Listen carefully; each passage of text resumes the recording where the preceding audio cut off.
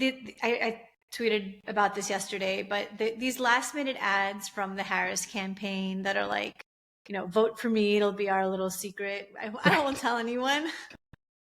I find them odd, and I wonder who they appeal to. The last one was voiced by George Clooney. It showed these masculine men going into the voting booth, and you think they're going to vote for Donald Trump, but they actually vote for Kamala Harris, and it's a whole like you don't have to do what you're told kind of thing. And I don't know who this is. I've never met people who don't want to tell you that they're voting for Democrats. It's usually the other way around, even in red states.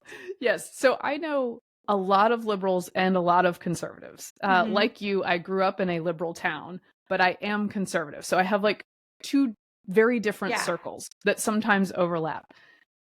Never have I seen, I shouldn't say never.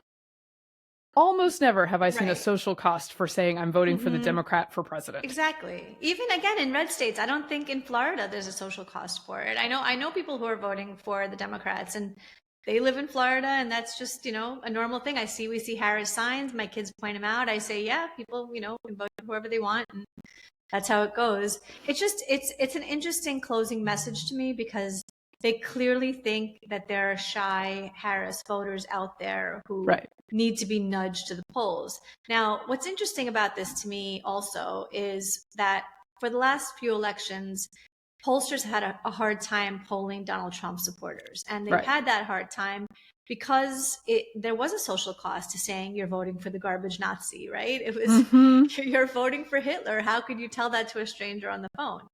Now, the question is, have they figured it out for this time, or are these polls still undercounting Trump supporters?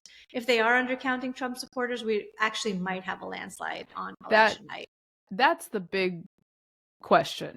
If the polling assumptions underrate turnout for Trump, as they have in the past. Now, the tricky thing about this is that Trump's trying to pull from new populations. He hasn't done Gen Z male voters via podcast before, right? So this is a different thing.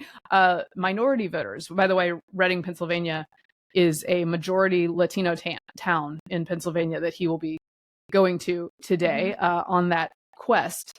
But yeah, that's the question. If they're underestimated as they were in 2020 and 2016, then he might very well run away with this thing.